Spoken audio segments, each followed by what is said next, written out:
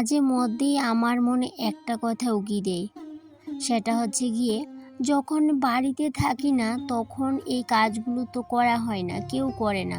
তখন কি হয়?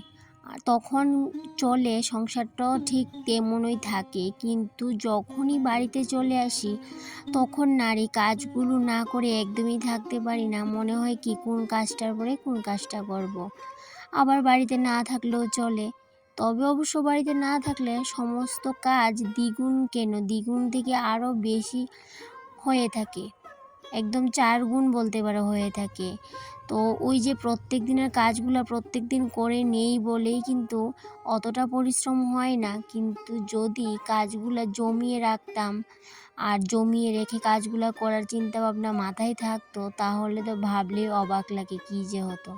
তো যাই হোক বন্ধুরা, গুড মর্নিং সবাইকে। কেমন আছো সবাই? আশা করছি রাধা মাধবের কৃপায় সবাই ভালো আছো। দেখতেই তো পেলে সকাল সকাল রান্নাঘরে এসে ইন্ডাকশানটা সবার প্রথমে মুছে নিয়েছি। তারপর একটু গুছগাছ করার ছিল, সেগুলোও করে নিলাম। তারপর নিজের জন্য একটু লিকার চা করে নিলাম কড়া করে। অনেক দিন ধরে কিন্তু লিকার চা খাওয়া হচ্ছিল না। ওই যে দুধের চা খেতে খেতে না এতটা কিন্তু বাজে অভ্যাস হয়ে গেছে, কি বলবো, মানে ছাড়তেই পারছিলাম না। তো যাই হোক, এখন থেকে একটু চেষ্টা করব দুধের চাটা না খাওয়ার। এদিকটাই দেখো, চা খাওয়ার পরে বেসিনটাকে একটু পরিষ্কার করে নিয়েছিলাম। বেসিনটাও না অনেক দিন ধরেই কিন্তু একদম নোংরা হয়েছিল। ওই যে সাদা যেহেতু বেসিনটা, তাই জন্য কিন্তু চটজলদি নোংরাও হয়ে যায়।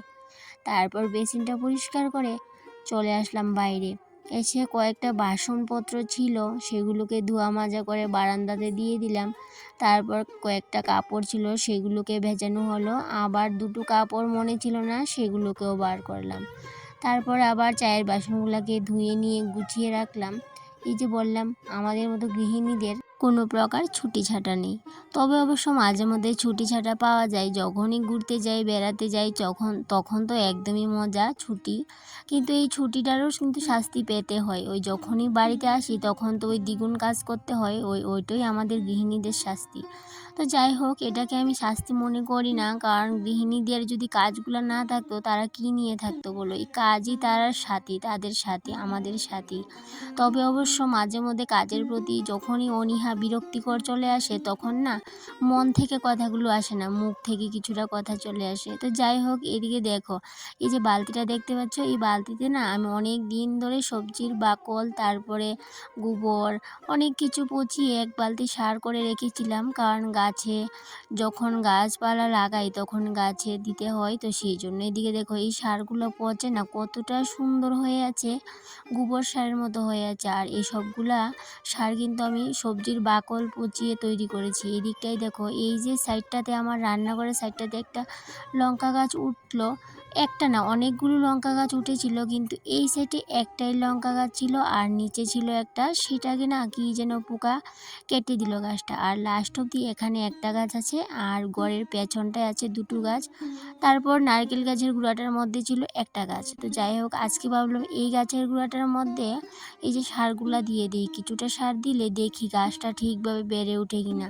তো এইদিকে সারটাকে একটু দিয়ে গাছের গুঁড়াতে আবার চলে আসলাম ঘরে। এসে এই যে আমার ইলেকট্রিক ওভেনের উপর টাওয়ালটা ছিল, ছোট্ট টাওয়ালটা আছে, সেটাকে ধুয়ে দেওয়ার প্ল্যান আছে, তাই জন্য নামিয়ে নিলাম, নিয়ে একটু মুছে নিলাম।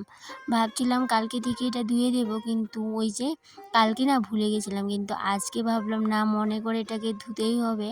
তো সেই পর্যায়ে এটাকে ধোয়ার জন্য নিয়ে নিলাম, আর তারপর এটার উপর কয়েকটা জিনিস রাখলাম।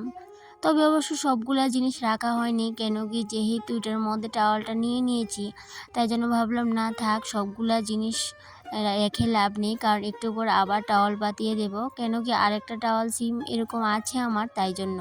আর এদিকে দেখো, সব গুছগাছ করে আমি না কয়েকটা শিম বীজ ভেজে নিয়েছিলাম, এই যে কচুর শাক রান্না করব বলে।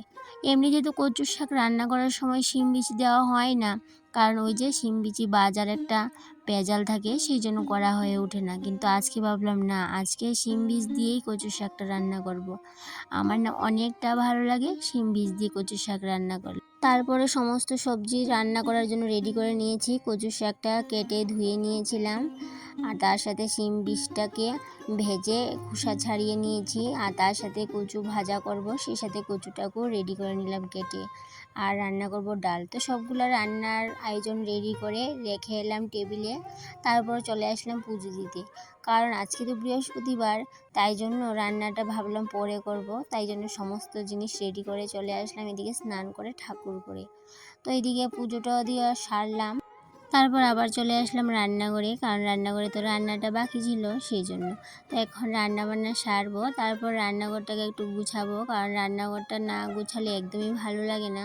আমার রান্নাঘর পরিপাটি না রাখলে একদমই ভালো লাগে না।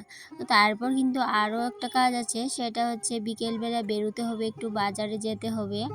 কারণ কি, আমাদেরই এসএইচজি গ্রুপের একজন সদস্যার ছেলের অন্নপ্রাশন।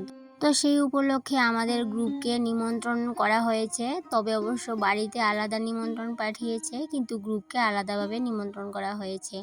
তো আমাদের গ্রুপের সদস্যদের বাড়িতে যে কারোর বাড়িতে কোনো প্রোগ্রাম হলে গ্রুপকে আলাদা করে নিমন্ত্রণ করা হয়। সেক্ষেত্রে আমরা গ্রুপের সদস্যরা, বাকি সদস্যরা সবাই মিলে চাঁদা তুলে একটা গিফট দেওয়ার কিন্তু ব্যবস্থা করি। তো সেই জন্যই আজকে বিকেলে বাজারে যেতে হবে। তো অনেকেই যেতে পারবে না, তাই জন্য আমি যাব আর আমার একটা গ্রুপের সদস্য দিদি যাবে। তো আমরা দুইজনেই যাব, গিয়ে দেখি কি কেনা যায় অন্নপ্রাশনের জন্য। তো তাই জন্য কিন্তু রান্নাবান্না সারলাম, খাওয়া দাওয়া করলাম, করে রান্নাঘরটা গুছগাছ করে নিয়েছি। তো বিকেলে তো আবার বেরোতে হবে, তাই জন্য একটু চটজলদি দিচ্ছিলাম। তো এদিকে দেখো বিকেলবেলা চলে আসলাম বাজারে। তো কী নেব ভাবতে ভাবতে হঠাৎই মাথার মধ্যে একটা আইডিয়া এলো যে বড় একটা চাড়ি দেওয়ার প্ল্যান করে নিয়েছিলাম। তো সবাইকে ফোনে জানানো হয়েছিল যে চাড়ি দিলে কীরকম হবে, বড় সিলভারের এই চাড়িগুলা। তো অবশ্য শেষ পর্যায়ে আমরা দুইজন মিলে এই চাড়িটাকে পছন্দ করেছি, সব থেকে বড় চাড়ি। তো এটা প্রথমে ভেবেছিলাম নেব, কিন্তু এটাকে পছন্দ হয়নি ছোটো বলে, তাই জন্য ওই যে নিচে রাখলাম সেটাকে কিন্তু পছন্দ করে নিয়ে নিলাম। তো যাই হোক, এদিকে কেনাকাটা সেরে চলে যাব আবার বাড়িতে, কারণ সন্ধ্যা হয়ে যাচ্ছে। বিকেলে 4টার সময় বের হয়েছিলাম, তো 1 ঘন্টার ভিতর ঘুরে আসলাম বাজার থেকে।